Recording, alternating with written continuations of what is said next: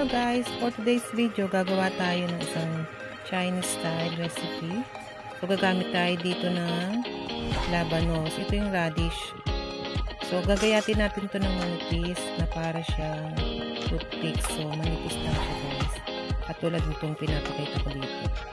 So, yung dami ng radish na gagamitin natin, depende sa dami na gagamitin natin giniling. Dito, gumamit ako ng kalahating radish at kalahating kilong giniling.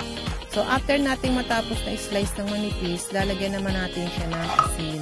So, ang asin ay isang kutsarita lamang. And then, lalamasin natin siya. Sa parang ito, lalabas yung kanyang excess na tubig. So, 10 minutes natin siyang ihayaan dyan. Then, i-prepare naman natin ito ating giniling. So, ito naman yung binabad ko na shiitake mushroom.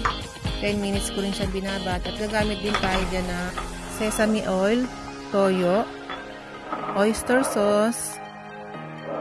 Then, gagamitin tayo dito ng white pepper, paminta, and then ito namang ating cornstarch.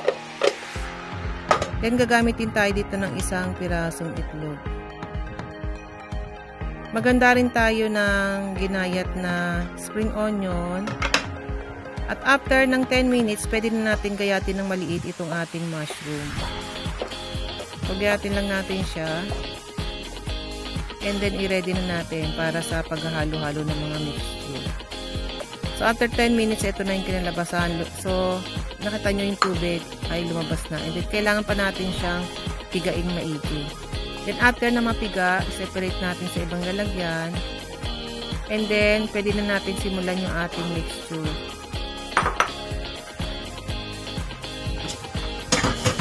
So, ayan na nga, ihalo na natin ating radish o yung labanos na piniga. Guys, kailangan pala pigang-piga ha, para hindi siya magiging matubig. And then, isama na rin natin itong ating shiitake mushroom. Then, lagay na rin natin yung ating minced na spring onion. Isang kutsaritang toyo. And then, lagyan din natin siya ng 1 kalahating kutsarang oyster sauce. Then, lagyan na rin natin siya ng paminta. At yung ating binating itlog. So, tingnan muna natin guys. Kalahati muna kasi yung una kong nilagay dyan. Kasi baka masyado siyang matubig. So, saka ko siya nilagyan ng cornstarch. So, yung cornstarch, hanggang 2 kutsara yung nilagay ko. And then, dito haluin natin siya mabuti. Para naman mas maganda yung ating mixture is, ginamitan ko na siya ng kamay. So, bago ko naman yan minix, ay kailangan nakapaghugas tayo mabuti ng ating kamay. So, ayan guys. Sa ganyang paraan is magiging maganda yung moisture ng ating giniling. So, ito naman yung nabili kong tofu sheet.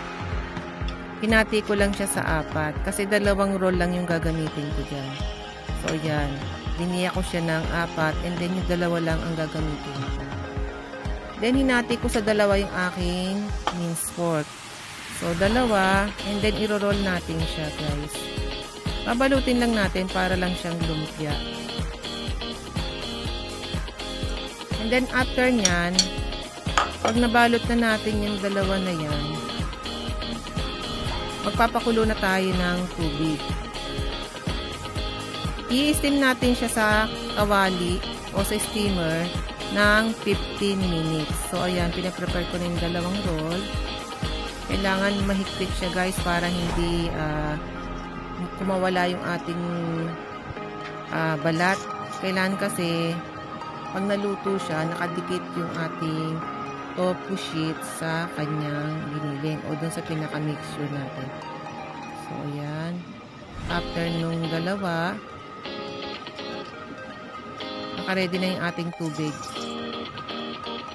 So, ilagay natin sa plato at ilagay na natin doon sa ating steamer. So, 15 minutes natin siyang papakuluan. Yung 15 minutes. And then, after 15 minutes, ito na yung ating in-steam na minced pork. So, hinayaan ko muna siyang matuyo. Then, after mga 3 minutes, ay hinati ko siya ng bite size lang. So, ang gagawin natin na next step dito ay mag-iinit tayo ng kawali. Lalagyan natin ng mantika at ito ay piprituhin. Kasi kailangan naman ngayon ay palutungin natin yung pinaka tofu sheet o yung pinaka tofu wrapper na.